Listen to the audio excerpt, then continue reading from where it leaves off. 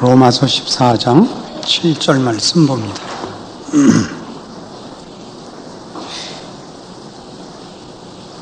로마서 14장 7절 말씀부터 9절 말씀까지 보겠습니다. 우리 중에 누구든지 자기를 위하여 사는 자가 없고 자기를 위하여 죽는 자도 없도다. 우리가 살아도 주를 위하여 살고 죽어도 주를 위하여 죽나니 그러므로 사나 죽으나 우리가 주의 것이로라.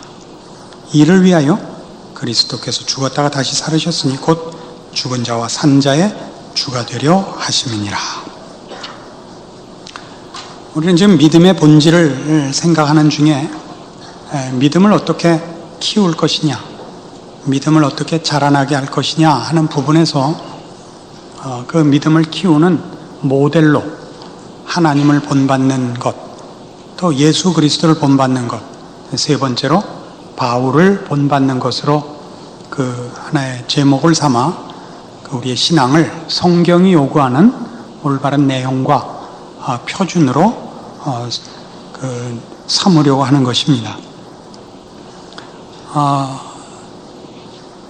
바울을 본받는다의 전편은 지난번에 했고 오늘은 그 후편입니다.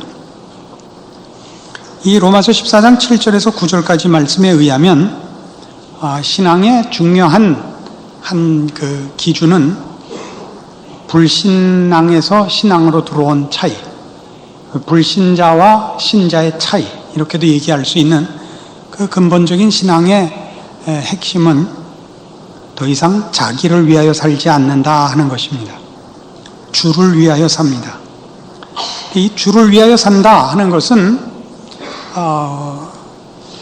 이렇게 쉽지 않습니다. 우리는 주를 위하여 산다는 것이 열심을 내는 것, 주를 위하여 무슨 뭘 해드리는 것, 이런 것이 주를 위하여 사는 것으로 너무 많이 뭐라 그래야 됩니까? 들어와서 성경이 자기를 위하여 살지 않고 주를 위하여 산다라고 하는 설명에 잘 못 들어가고 있는 것 같습니다. 성경이 얘기하는 것만큼의 내용에 못 들어가고 그 중에 몇 가지 행동들 혹은 몇 가지 특별한 주제들 이런 것들을 가지고 주를 위하여 산다 이렇게 생각하고 있지 않나 싶습니다. 대표적인 것으로 몇 가지 종교적인 형태를 취하는 것, 늘 필수적인 것이면서도 그 의도와 정신에서 틀리면 안 되는 것들, 기도 생활, 전도하는 것, 또 말씀 보는 것, 또 봉사하는 것, 이런 것들이 분명히 신앙의 나타나는 행동이면서도 그런 것만이 주를 위하는 것이라 이렇게 행동적이고 피상적인 상태로 오해되지 않기를 바라는 것입니다.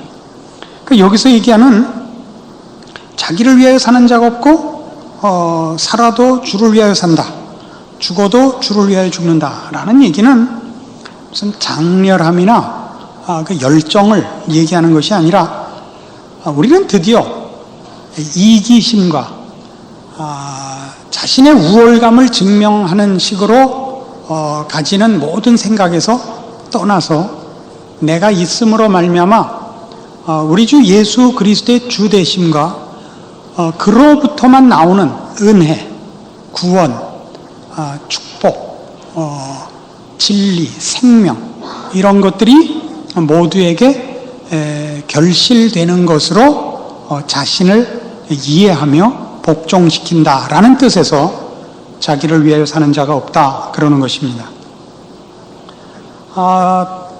대표적인 예를 들자면 우리 청년 시절에 이제 열심히 신앙생활하는 분위기 속에 자라났는데요. 그 중에 어떤 후배 하나가 아주 특별한 열심을 가지고 교회에 봉사하는 젊은 후배가 있었는데 어느 날 그의 열심을 같은 신앙생활하는 청년 그룹 내에서 누가 이렇게 공격을 한 거예요. 네가 지금 열심을 내는 것은 주를 위한 봉사가 아니라 잘난 척하는 거다. 넌 교만한 거다. 내 열심은 결국 자기 증명이다. 이렇게 누가 한마디를 했는데 그게 마음에 걸린 거예요. 그럴 수 있죠. 열심과 신앙을 빙자해서 자신을 증명하는 사람이 없지 않기 때문에 그런 것에 대하여 우리가 조심을 하고 또 그리고 그렇게 상대방들을 열심 내는 사람들의 순수함을 확인하기까지는 의심도 하고 그러는 것이 사실입니다. 그러나 그때 제가 볼 때는 그 친구는 정당한 열심을 내고 있었다고 여겨지는데 본인은 그 도전을 받자 그만 어쩔 줄을 모르게 된 겁니다. 그래서 나중에 제가 이런 답을 줬습니다. 그때부터 저는 좀 특별하지 않았나 이런 생각을 지금 다시 하게 되는데요. 옛날 얘기를 하다 보니까 그때 진작 잘난 척하고 지나올 걸 못하고 와서 지금 하는 얘기입니다만, 야, 네가 교만해갖고 하나님이 이익 본다고 교만한 게 낫지 않냐? 너는 지금 신앙의 내용과 하나님의 거룩하심이 증명되는 것이 네 지금 판단의 우선순위냐, 아니면 너 자신이 겸손하고 결백하다는 게 증명되는 게 우선순위냐? 이렇게 기똥차게 물어봤단 말이에요. 그래서 그 친구가 시험에서 벗어났습니다. 이런 얘기입니다. 지금 하고 싶은 얘기가. 주를 위한다 하는 게 무슨 뜻인가? 그런 얘기입니다. 나는 저러지 않아. 이게 신앙의 정답이 아닙니다. 그럼 분명히 우리가 조심해야 될, 말하자면 외식, 밖에 나가서 음식 사 먹는 거 말고 겉으로 꾸미는 거짓된 탈, 이런 외식이나 누구를 속이는 기만이나 꾸미는 이런 것들에 대하여 우리가 부정적인 마음을 가져야 하는 것은 그러지 않고 정도를 걷겠다, 맞는 길을 가겠다는 차원에서 난 저러지 않을래라고 자기에게 다짐을 하고 분별하자는 것이지, 그렇게 안 하면 다라는 뜻이 아니라고요. 그러니까 자랑하지 않는다라는 것은 입 다물고 가만히 있는다든가 아무것도 안 해서 욕 안 먹는 행위를 얘기하는 것은 물론 아닙니다. 이건 분명히 짚고 넘어가야 됩니다. 그러면 여기서 말하는 바울의 우리가 살아도 주를 위하여 살고 죽어도 주를 위하여 죽는다, 그리고 구절에 있는 바와 같이 이를 위하여 그리스도께서 죽었다가 다시 살으셨다. 그러니까 예수 그리스도로 말미암아 거듭난 인생, 예수 그리스도가 그 기본이 되고 그의 존재와 삶과 운명의 기초가 된 사람들은 예수 그리스도를 주로 모시고 산다, 이런 얘기입니다. 그럼 뭐가 다르냐? 이렇게 다르죠. 대표적인 예로 디모데전서 1장 12절입니다. 제가 많이 인용했던 대목입니다.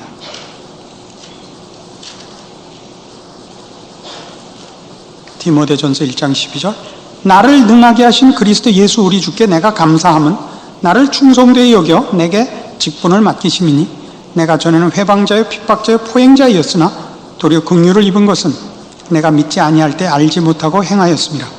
우리 주의 은혜가 그리스도 예수 안에 있는 믿음과 사랑과 함께 넘치도록 풍성하였도다. 미쁘다 모든 사람이 받을 만한 이 말이요 그리스도 예수께서 죄인을 구원하시려고 세상에 임하셨다 하였도다. 죄인 중에 내가 괴순이라. 그러나 내가 긍휼을 입은 까닭은 예수 그리스도께서 내게 먼저 일체 오래 참으심을 보이사 후에 주를 믿어 영생 얻는 자들에게 본이 되게 하려 하심이니라. 사도 바울은 자신을 이런 증인으로 이런 역할로 이해하고 있단 말입니다. 우리가 아는 바와 같이 우리는 바울의 그 위대한 그의 생애를 칭송하고 또 기리고 또 흠모하면서 그가 그런 위대한 사도가 된 것은 그럴 만한 조건이 있었기 때문이다라고 상식적으로 쉽게 생각합니다. 그는 인류 교육을 받았고 좋은 가문에서 태어났고 하나님이 그를 여러 방면에서 완벽하게 훈련시키셨다, 이렇게 우리는 즐겨 얘기를 합니다. 그는 베냐민 집하고 히브리인 중에 히브리인이고 율법대로 할례를 받았고 또 바리새인 중에 바리새인이라고 스스로 소개한 바와 같이 애국심과 이스라엘 민족이 가졌던 그 신앙에 철저했던 자요, 또 그 훈련을 받은 고급한 교육을 받은 가말리엘 문화의 사람입니다. 이런 것들을 우리는 바울된 그 모든 결과와 업적의 원인으로 삼기를 즐겨합니다. 그러나 바울이 인식하는 자신에 대한 것은 내가 다른 어떤 사람들보다도 못났기 때문에 이 일을 시켰다. 그래서 나를 보는 자들이 바울이 하는 거라면 나도 할 수 있다. 라고 그런 것 때문에 나를 불렀다라고 자신을 인식하고 있단 말입니다. 실제로 바울이 내가 죄인 중에 괴순이라 라고 고백하는 그 이면에는 그가 스데반을 죽인 사건을 염두에 두고 있지 않나 싶은 것입니다. 하나님을 향한 열심이 남보다 뛰어난 자라서 그는 예수 그리스도를 제대로 인식하지 못했고, 그가 마치 이스라엘의 모든 그 신앙의 체계를 흔드는 자요, 지금식으로 얘기하면 이단이라 생각하고 예수 그리스도를 반대했으며 그를 추종하는 모든 무리에 대해서 가장 앞장서서 박해하던 자입니다. 그래서 그 성경이 묘사한 하나님의 일꾼 중에 가장 그 뛰어난 그 묘사를 받은 스데반, 성령이 충만하고 지혜가 충만하며 하나님과 사람 앞에 칭찬을 받는 사람, 또 그의 죽을 때에도 그 얼굴이 천사같이 빛난 사람이었던 스데반을 죽인 것입니다. 그 사건은 사도 바울로 하여금 평생 잊지 못할 사건이 되었고, 자신이 얼마나 어리석은가, 자신이 얼마나 무지한가를 일깨웠으며, 그가 하나님 앞에 쓰임받을 때 내가 참 쓸모있다, 나는 준비됐다라는 생각을 할 수 없게 만드는 그의 경험이었던 것입니다. 그래서 그는 결코 그래도 나니까 이 일을 하지라는 생각을 평생 해본 적이 없는 것입니다. 하나님이 나를 부른 것은 내가 가장 못났기 때문에 불렀다. 그래서 모든 사람이 나를 보면 희망을 갖게끔 불렀다. 나를 보면 하나님이 얼마나 은혜로우신 분인가, 전능하신 분인가를 알 수 있게 나를 불렀다. 이렇게 고백하고 있단 말입니다. 그런 일은 우리 모두에게 필요합니다. 우리 특히 그 성도들과 목사 사이에서 이게 굉장히 필요한데요. 우리 이제 한 교회에서 신앙생활하는 이제 설교를 맡고 목회를 맡은 목자요 양으로 만났으니까 우리는 서로 우리 편입니다. 그렇죠? 그러니까 여러분이 볼 때는 제가 이 세상에서 제일 난 사람이고 뭐 벌써 어디를 보나 벌써 지성미와 교양과 그 인격과 또 날카로운 그 분별과 통찰을 갖고 있는 사람이라 이렇게 생각하시겠지만, 밖에 나가시면 저랑 우리 동역하는 부목사님들하고 기도원에 갔을 때 그 기도원에서 제 이름은 알고 저를 본 적이 없는 원목들이 와가지고 저를 네 번 안에 맞춘 적이 없습니다. 아니, 박영선 목사님이 오셨다면서요? 하면서 우리 식사하는 식당에 뛰어들어와서 주성호 목사님한테 인사했다가 우리가 다 웃으니까 아닌 게 비요. 이대호 목사님한테 또 다 웃으니까 아닌 게 비요. 8명 중에서 4명을 찍었는데 날 못 맞췄어요. 그건 좀 오래전 얘기긴 합니다만. 그럼 그 다음에 5번째라도 나를 찍어야 되는데, 그 다음에 뭐라 그랬게요? 누구세요? 그래서 나머지 넷은 후보에도 끼지 못했던 겁니다. 외모로 보나 내모로 보나 보잘것 없습니다. 여러분은 제 설교의 은혜를 받으니까 마치 제가 다른 설교자들 혹은 다른 목사님들과 구별된 재능을 갖고 있다 이렇게 생각하셔서, 그 사람 뭐 예수를 안 믿어? 우리 교회 데리고 와. 제 주변에 그 가깝게 그 사귀던 분 중에 우리 교인 중에 한 번 이런 말을 한 적이 있어요. 우리 같은 동네에서 테니스 치는 멤버인데, 야, 딱 한 번만 나와봐. 내가 2번 나오라 그러면 내가 걔 아들이다. 이 무슨 자신인지 아세요? 우리 목사님 설교 딱 한 번만 들어. 그럼 너는 그냥 그대로 캐오다 이거예요. 저는 할 말이 없죠. 저와 만나서 우리가 서로 하나님의 말씀을 나누는 것은 제가 잘해서가 아니며 하나님이 여러분의 심령에 제 말씀을 하나님의 크신 은혜와 능력으로 역사하셨기 때문입니다. 제가 잘한 거 아닙니다. 우리끼리는 그렇게 서로 위로를 하고 사는 거죠. 목사님 은혜 받았습니다. 여러분은 그러는 거고 저는 알아듣는 귀가 있군요. 이렇게 우리끼리는 그러는 거지만 내면은 그게 아닌 겁니다. 제가 잘한다고요? 그런 건 없습니다. 예레미야 선지자가 잘못해서 자기 동포들에게 따돌림을 당했겠습니까? 스데반이 실력이 없어서 돌 맞아 죽었겠습니까? 그렇지 않습니다. 잘하는 것과 똑같이 잘 듣는 것을 하나님이 간섭하셔야 되는 겁니다. 근데 우리끼리는 자꾸 그렇게 얘기를 해서 혹 이런 얘기를 들을 때는 기분 좋지만 제가 속아 넘어가지 않는 이런 유혹을 받아요. 목사님은 다른 무엇을 하셨어도 성공하셨을 겁니다. 아멘. 그러나 진정으로는 믿지 않습니다. 저는 제 성격으로는 목사하지 않았으면 벌써 죽었을 것 같습니다. 더럽고 치사해서 안 살았을 것 같아요. 세상 사는 건 만만치 않습니다. 그리고 이 나라에서 사는 것은 대단한 인내심이 필요합니다. 목사라서 간신히 버티고 살고 또 저는 주일마다 지키고 특별히 수요일 날 교회 나올 자신은 없습니다. 목사가 돼서 헐 수 없이 나오고 있습니다. 우리끼리만 아는 비밀입니다. 이게 바울이 인식하는 자신이요. 저도 고백하는 제 현주소입니다. 저를 미워하지 마십시오. 미화하지 마십시오. 미워하십시오. 하나님의 일하심과 하나님의 베푸시는 은혜를 혼동하지 마십시오. 우리 목사님이니까 이렇게 쪼개고 자르고 제가 욕하는 잘하지요. 그러나 그걸 하나님이 쓰신다는 사실 앞에 저는 늘 그저 감동할 뿐입니다. 제가 한 것은 욕밖에 한 게 없는 것 같습니다. 하나님은 그 욕까지도 잘 쓰셔서 식칼인데 그걸로 수술을 잘 하십니다. 하나님이. 그게 바울이 인식하는 자신이라니까요. 그거 우리 모두가 인식해야 됩니다. 나 아니면 우리 교회 안 되지. 이렇게 얘기를 해요. 언젠가 한번 어디를 갔더니 집회를 하러 갔더니 그 교회에 어떤 여자 집사님이 이제 여전도 회장이시죠. 그분이 말씀을 이렇게 하시더라고요. 자기를 소개할 때 우리 교회에선 남을 넣으면 간첩이죠. 그러시더라고요. 쓸 수 있는 얘기입니다. 그러나 본인이 그 말을 쓸 때 그것을 약간 유머의 차원에서 썼으면 좋겠습니다.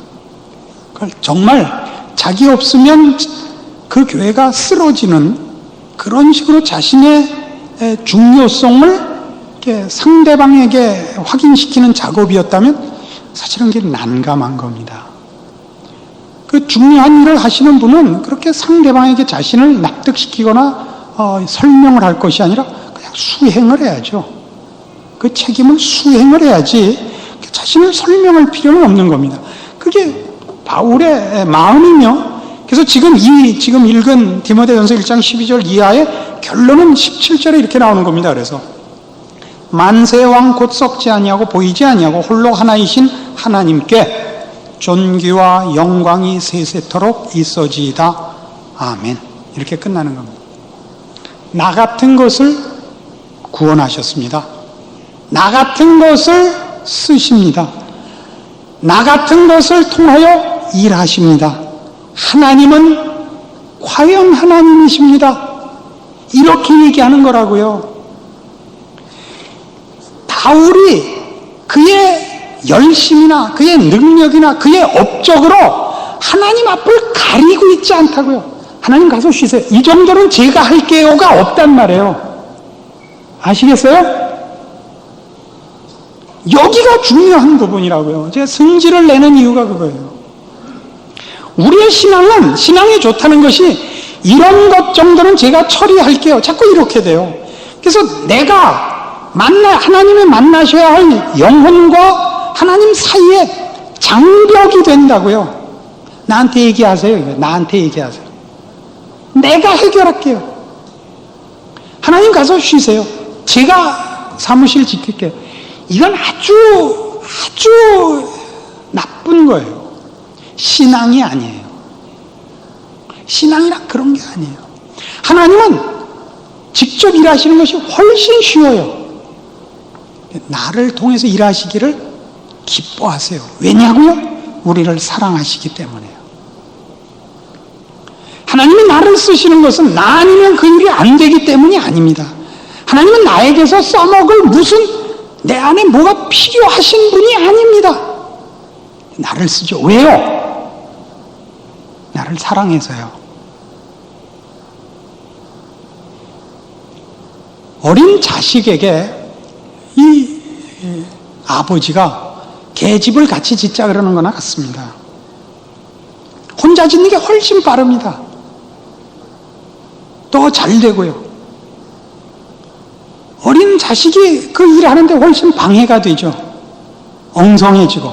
그러나 같이 일을 하죠. 왜 그래요?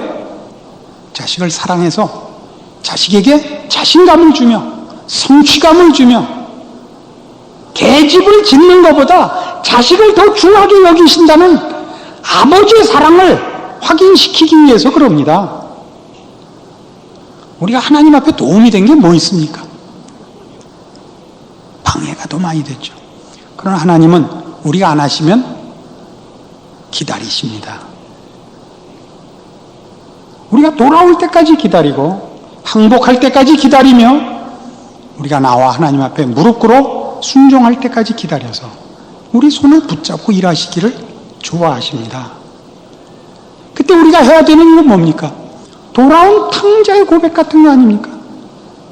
나는 아버지의 자식이라 일컬음을 감당할 수 없습니다. 종의 하나로 쳐주십시오. 아니다. 얘 목욕시켜라, 옷 입혀라, 반지 끼워라, 소를 잡아라, 돼지를 잡아라, 양을 잡아라. 아버지의 심정입니다. 여러분은 능력으로 쓰임받고 있는 것이 아닙니다. 사랑으로 쓰임을 받고 있는 겁니다. 그래서 여러분이 증명해야 되는 것은 나를 쓰시는 하나님이 나를 사랑해서 나와 함께 하십니다. 내가 받는 이 사랑과 이 은혜를 여러분 모두에게 나눠주기 위하여 그리고 여러분을 나같이 아니 나보다 더 사랑해서 이렇게 하십니다 라는 증인으로 서 있는 것입니다. 나 아니면 하나님을 만날 수 없습니다. 나 아니면 이 일이 이루어질 수가 없습니다. 이렇게 서 있지 말라 말입니다. 하나님 이만저만한 일을 제가 해왔습니다. 이러지 말라 말입니다. 고린도전서 2장에 가시면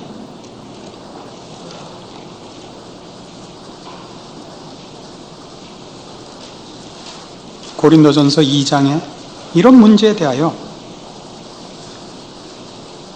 고린도 교회에 보낸 바울의 편지가 있습니다. 고린도전서 2장 1절 형제들아 내가 너희에게 나아가 하나님의 증거를 전할 때 말과 지혜의 아름다운 것으로 아니하였나니 내가 너희 중에서 예수 그리스도와 그의 십자가에 못 박히신 것 외에는 아무것도 알지 아니하기로 작정하였습니다.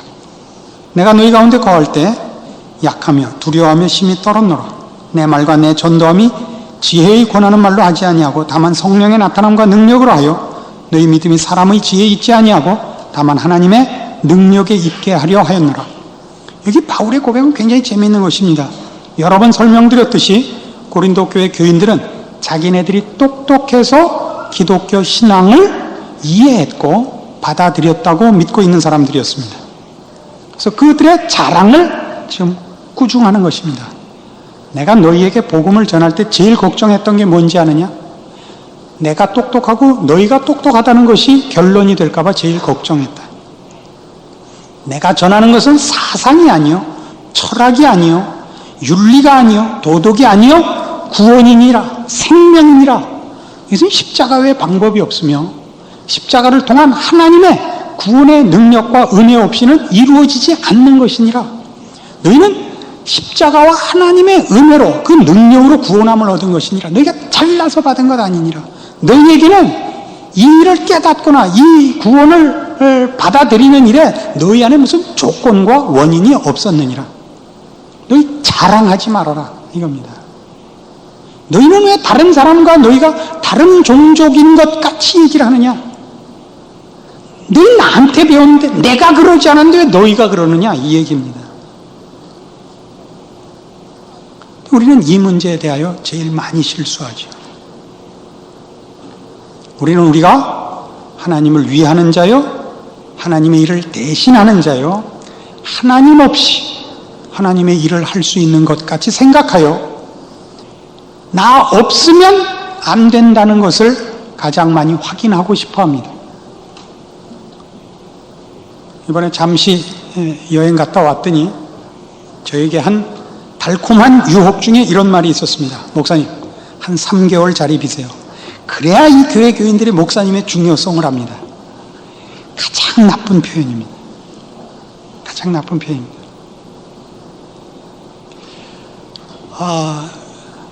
저 없을 때 수고하신 목사님들에게 여러분들이 잘 못했다는 보고를 제가 받았습니다. 그 수고하신 목사님 앞에서 다음 주에도 목사님이 하세요? 라는 질문까지 나왔다고 보고를 받았습니다. 아주 무례하고 몰상식한 태도입니다. 설교를 잘하는 목사와 못하는 목사가 있다, 이런 구별에 대하여 저는 아직도 분명한 기준이 없습니다. 저는 그런 세상식으로 얘기를 하자면 저희 신학교에서 설교학을 가르치는 사람입니다. 제가 설교학을 가르치면서 학생들에게 첫 번째로 요구하는 건 이겁니다. 잘하려고 하지 마라. 네가 할 수 있는 만큼 해라. 그리고 힘을 다하여 하나님 편을 들어라. 제가 하는 설교에 관한 비평 중에는 이 테크닉에 관한 평은 없습니다. 우리가 잘함으로써 잘 되는 일은 없습니다. 하나님이 우리를 통하여 일하시는 것은 언제나 우리가 하나님의 은혜를 구할 때요, 하나님 앞에 엎드렸을 때, 그의 손에 우리가 붙잡혔을 때 하나님께서 역사하십니다. 잘한다 그러면 그거겠죠. 그거를 고린도전서 4장에서 뭐라 그러냐면 능력이니 기술이니 이런 식으로 표현하지 않고 4장 1절 사람이 마땅히 우리를 그리스도의 일꾼이요 하나님의 비밀을 맡은 자로 여길지어다. 그리고 맡은 자들에게 구할 것은 충성이니라 라고 얘기하고 있습니다. 어떤 목사님이 오셔서 설교를 했는데 여러분이 그 설교의 은혜를 받지 못했으면 그러나 그것은 여러분 자신의 잘못입니다. 여러분이 겸손히 하나님 앞에 엎드려 있지 않아서 그렇습니다. 하나님은 그 시간에 그 목사님을 통하여 하나님의 말씀을 선포하셨는데 여러분은 여러분의 편견과 선입관을 가지고 저분이 하나님의 말씀을 전할 리가 없다고 거부한 것입니다. 예수 그리스도가 메시아로 오셨다라는 여러 사람의 증언에 대하여 당시 이스라엘 백성들의 냉담한 반응 중에 하나가 이것이었습니다. 나사렛에서 무슨 선한 것이 나겠느냐, 이것이었습니다. 예수 그리스도께서 공생애를 사시던 당시 예수님을 부인하고 외면하고 대적한 자들에 대하여 우리 지금 현대 신약 시대의 교인들은 늘 저들의 무지함과 어리석음을 통탄해마지 않고 그걸 대단히 조롱합니다. 우리는 안 그러는 줄 아십니까? 늘 그러고 있습니다. 사람은 자기의 실수는 모릅니다. 우리의 신앙이 좋다는 것, 우리가 나는 저 사람을 본받겠다라고 하는 것이 무엇인가 한번 보십시오. 사도 바울을 본받겠다는 사람 많습니다. 요셉을 좋아하는 사람도 많습니다. 왜 좋아하느냐? 스스로에게 곰곰이 따져보십시오. 바울이 얻은 명성, 요셉이 얻은 결과, 우린 이런 데 관심이 있는 것입니다. 요셉이 겪은 고난, 바울이 겪은 고난, 죽음을 무릅쓴 아무것도 의지할 것 없는 상황에서의 그의 충성, 이런 것이 여러분에게 목표가 됩니까?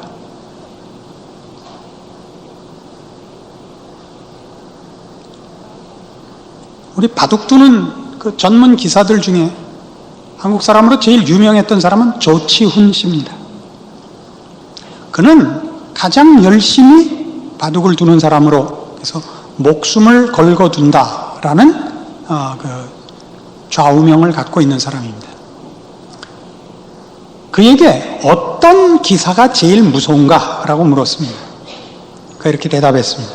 천재는 겁나지 않는다. 그러나 공부하는 사람은 겁난다.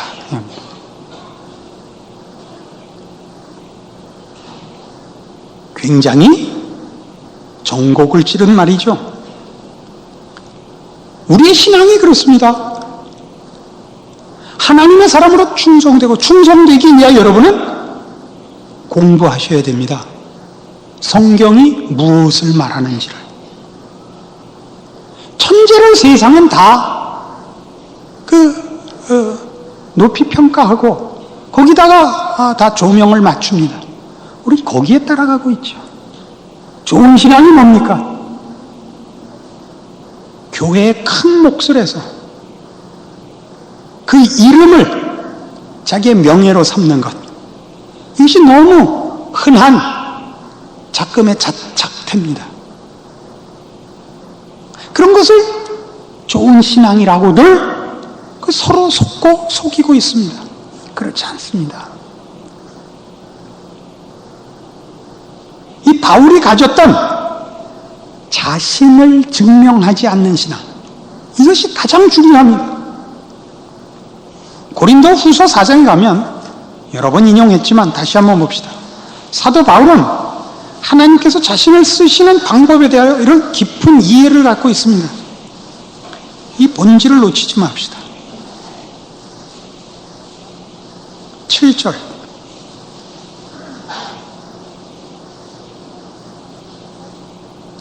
우리가 이 보배를 질그릇에 가졌으니 이는 능력의 심이 큰 것이 하나님께 있고 우리에게 있지 아니함을 알게 하려 함이라.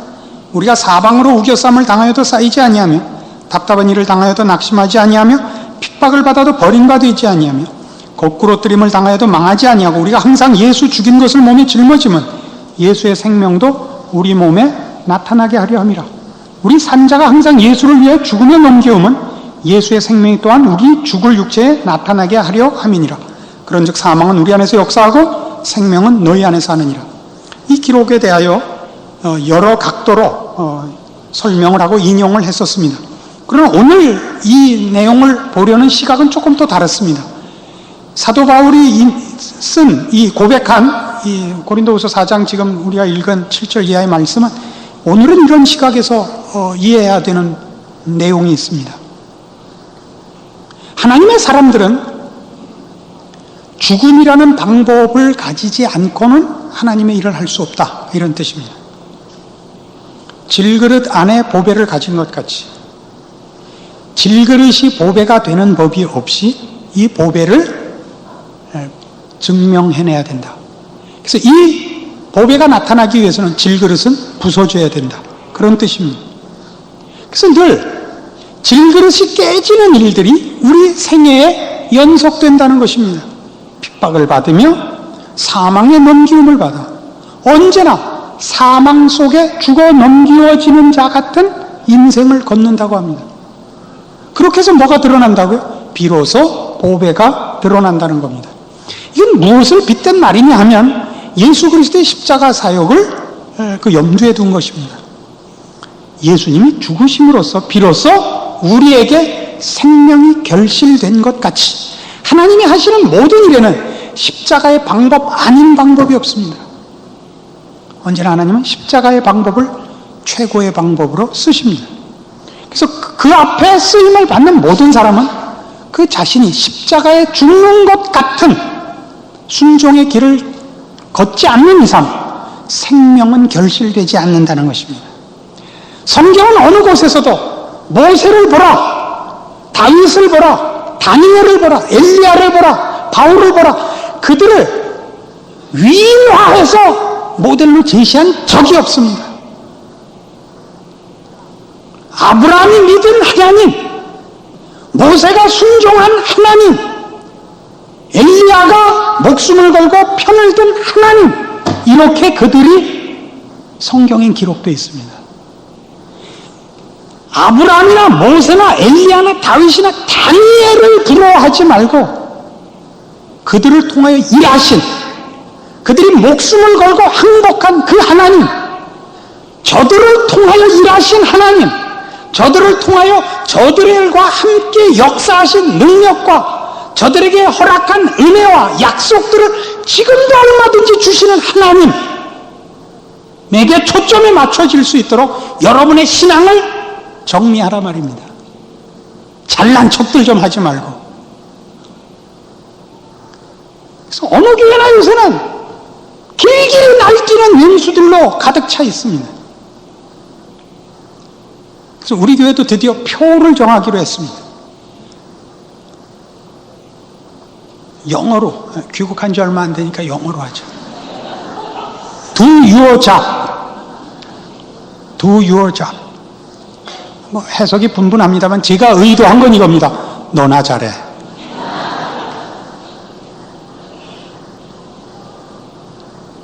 아시겠어요? 다른 교회 다니시는 분들이 너희 교회 표는 뭐냐 그러면 영어로 하세요. 한글은 좀 험하니까. 그러자 오늘 그 얘기를 하자 우리 부목사님 중에 한 분이 저한테 조금 뭐라 그럽니까? 완곡한 표현을 제시했습니다. 주 안에서를 붙입시다. 좋죠? 주 안에서 너나 잘해. 그러자 조금만 더 고칩시다. 그래서 이제 마지막 수정판이 나왔습니다. 수정 완결 정복판. 주 안에서 너나 잘 하세요.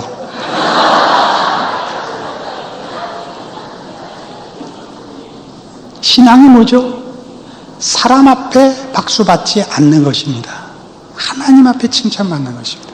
하나님이 뭘 좋아하죠? 십자가보다 더 좋아하는 것이 없습니다. 하나님의 하나님 되시는 가장 멋진 하나님의 거룩하심의 짝을 찾아볼 수 없는 증거가 십자가죠. 하나님 앞에 범죄한 우리를 구원하기 위하여 그 아들을 대신 매달은 곳입니다. 우리가 원하는 신앙의 가장 아름다운 표본이 뭘까요? 이겁니다. 주님께서도 직접 그렇게 가르치셨습니다. 아무든지 나를 따르려거든 자기를 부인하고 자기 십자가를 지고 나를 쫓을 것이냐. 좋습니까? 바울이 그 인생을 걸었습니다. 바울에게서 뭘 본받으려고 합니까?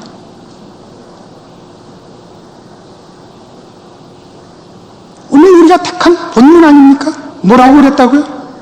다시 찾아서 이 구절을 오늘 외우기로 하죠. 로마서 14장 7절.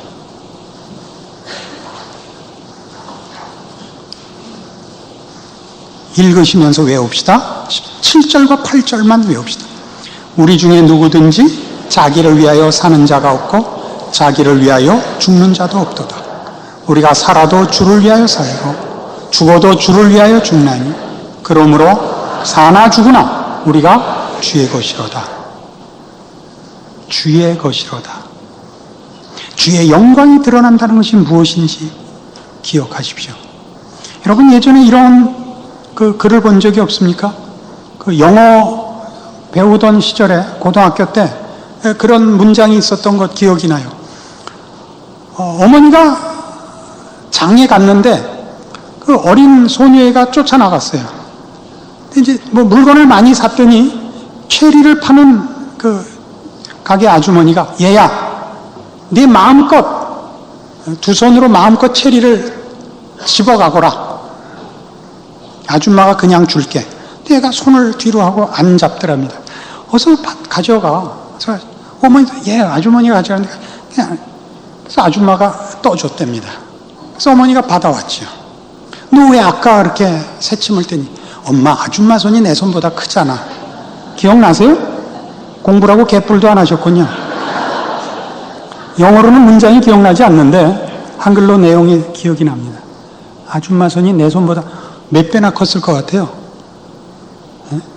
어린아이 손하고 우리 손하고 주님의 손하고 비교가 될 것 같아요.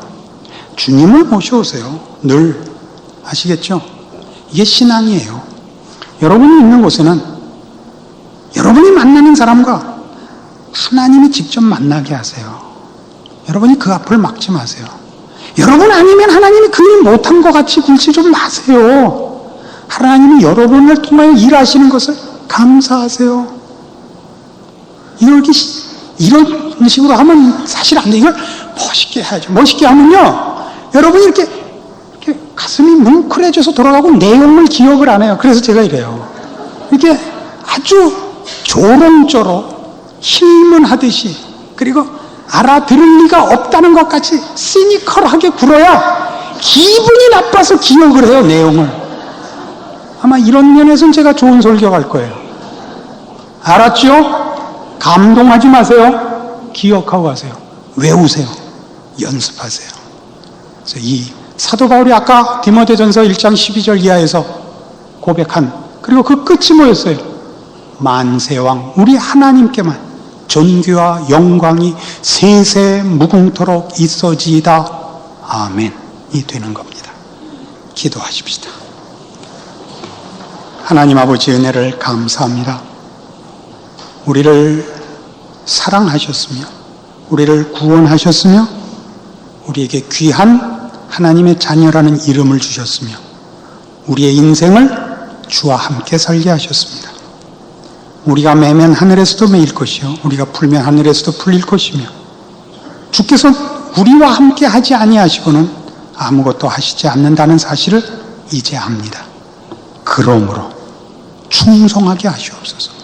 십자가를 지게 하시옵소서. 우리 하나님의 영광이 드러나는 우리의 존재와 생애가 되게 하시옵소서. 연습하게 하시고 기도하게 하시며 노력하게 하시며 잊지 않고 늘 훈련하여 인내와 순종과 충성을 가지고 우리에게 허락한 인생을 하나님의 사람으로 살아 승리하게 하시옵소서. 예수님 이름으로 기도합니다.